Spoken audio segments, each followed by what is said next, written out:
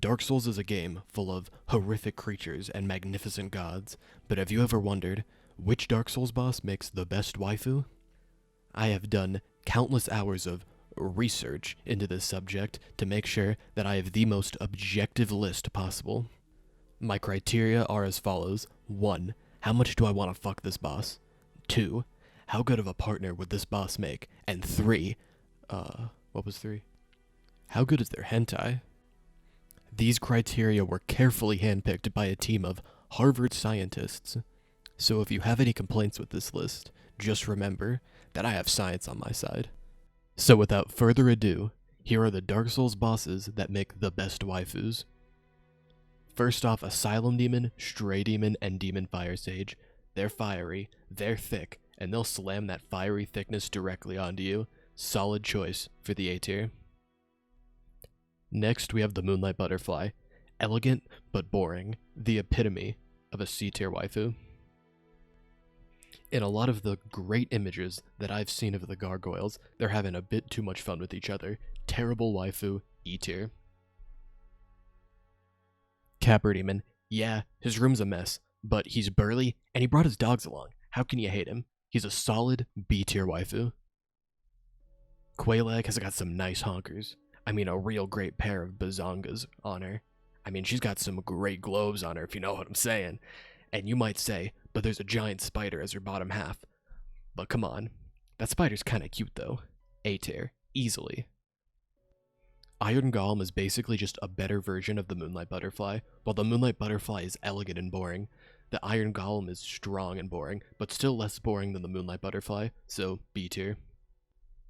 Ornstein and Smar are iconic. You get a little bit of thick, and you get a little bit of fit. However, the conflict between the two keeps them from the S tier. Priscilla has some very detailed feet and some very detailed hentai. However, she's fucking stupid. This land is not peaceful, and its inhabitants are not kind. B tier. Taurus Demon is that kid in your freshman year of high school that wears an Ahegao hoodie and then plays Soviet Russia ear rape on the bus. Not based, very cringe, F tier. Gwendolyn is a good, but somewhat generic waifu. Gwendolyn is easily the best waifu on this list, S tier. Sif is a dog, and I am pretty sure that it is illegal to have sex with those, so I made a wall to keep him and all the other illegals out of this tier list. Like the gargoyles, the four kings are having way too much fun with each other, but unlike the gargoyles, they look much more inviting, and they have much more detailed hentai, and I mean much more detailed hentai, which is why I have to put them in A tier. Seath is the most boring waifu on this list. Like, he's not completely disgusting like some of them, but he's also not interesting at all, so E tier. Pinwheel is 1/3 child, and 1/3 child is still a felony. Deported. What's the first letter of dead? D. Ceaseless Discharge. What the fuck? Centipede Demon. Why the fuck? Gaping Dragon.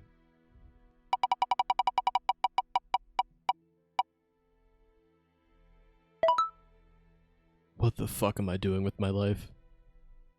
I'm not sure if having sex with mythical creatures is considered bestiality, so I'm just gonna let him guard the wall. He's a guardian after all.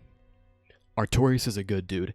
Yeah, he may have been consumed by a black and endless abyss, but his dog's trained pretty well, and who knows which parts of him are black and endless, if you catch my drift. B tier. I have to break it to you. I've seen Calamete's dick, and it is fucking gigantic, and he gets S tier based on that alone. Make sure you don't forget about Manus, Father of the Abyss. The pros, he's wild. The cons, he's wild, which balances out perfectly at C tier. Gwyn is a decrepit old boomer who forgot all of his children's names and now just spends all of his time grilling, but at least he's not whatever the fuck this is, so D tier. Bed of Chaos.